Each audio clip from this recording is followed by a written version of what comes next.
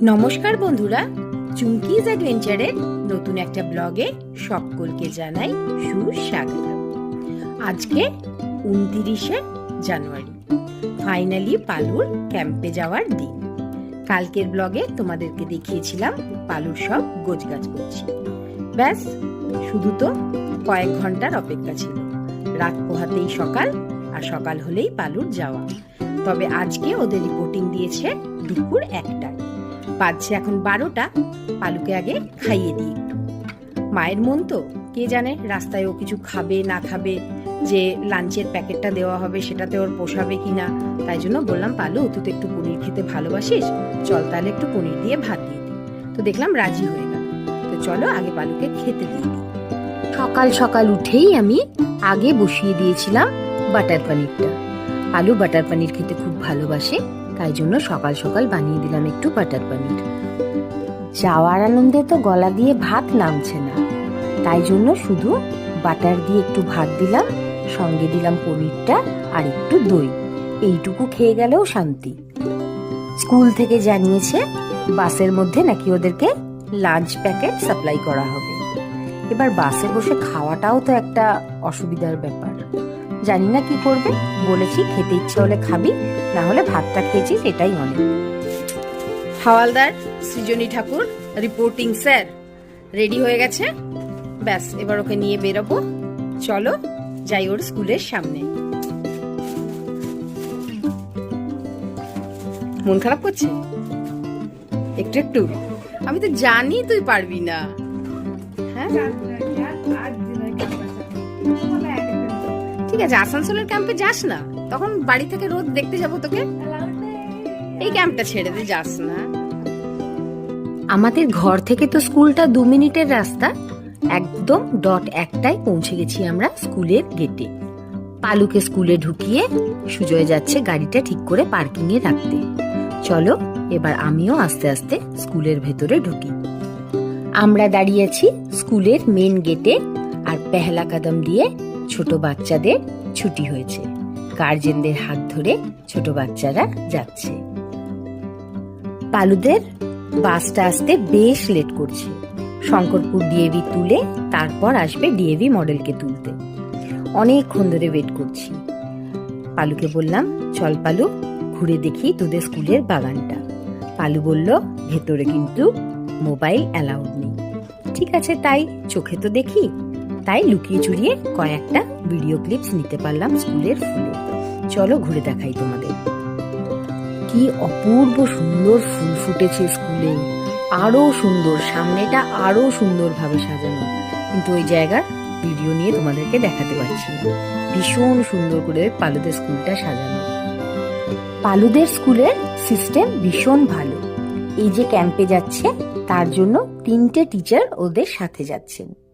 মেয়েদের জন্য যাচ্ছেন একজন ফিমেল টিচার, ছেলেদের জন্য যাচ্ছেন একজন মেল টিচার, আর ওভারঅল দেখাশোনা করার জন্য যাচ্ছেন আরো একজন টিচার। একটি হোয়াটসঅ্যাপ গ্রুপ করা হয়েছে। যারা যারা এই ক্যাম্পে যাবে তাদের ডিটেলস ওই গ্রুপের মধ্যে শেয়ার করা হবে। বাস কত দূর যাচ্ছে, বাসে বাচ্চারা কি করছে, টাইম টু টাইম বাচ্চারা কি খাচ্ছে, সমস্ত কিছু আপডেট দেওয়া হবে ওই হোয়াটসঅ্যাপ গ্রুপে। সব স্টুডেন্টরা চলে এসছে সময় মতো। সবাই মিলে আমরা অপেক্ষা করছি বাসের জন্য। একবার পালুদের অ্যাটেন্ডেন্স হয়ে গেল। পালুর পার্টনার এখনো আসেনি। পালু ভীষণ চিন্তিত। ফাইনালি পালুর পার্টনার চলে এসেছে। এবার পালু ভীষণ খুশি। ফাইনালি আধা ঘন্টা লেট বাস এসে পৌঁছালো স্কুলের সামনে। বাস ভর্তি ডিএভি শঙ্করপুর। বাস দেখেই তোর বাবার মাথা খারাপ। কোথায় এতগুলো স্টুডেন্ট বসবে, কোথায় এতগুলো স্টুডেন্টের লাগেজ রাখা হবে, একদম মাথায় হাত। বাচ্চারা এবার লাইন করে অ্যাটেন্ডেন্সের পর সবাই বেরোচ্ছে। একে একে এবার সবাই বাসে উঠবে। স্টুডেন্টের হেড কাউন্ট করে হয়তো বাসের সিট সবারই হয়ে যাবে, কিন্তু প্রবলেম হচ্ছে পুরোটাই লাগেজ রাখার। সবারই শীতকালে 2টোর উপরে লাগেজ হয়ে গেছে। হয়তো স্কুল এতটা বুঝতে পারেনি যে সবারই এতগুলো করে লাগেজ হবে। এটাই হয়ে গেছে এখন মেইন প্রবলেম। শুধু তো বাচ্চাদের লাগেজ নয়, সঙ্গে আছে আরো প্রচুর জলের পেটি। বাসে বাচ্চাদেরকে জল দেওয়া হবে। আর আছে সঙ্গে লাঞ্চ প্যাকেটগুলো, এতগুলো বাচ্চার লাঞ্চ প্যাকেট, সেগুলোরও ব্যবস্থা করতে হবে ঠিকঠাক করে। তাই জন্য টিচার আগে উঠে গিয়ে ব্যবস্থা করছেন বাচ্চারা যাতে আগে কমফোর্টেবলি বসতে পারে। তারপর সাপোর্টিং স্টাফরা জিনিসপত্রগুলো উপরে সব তুলে দেবে।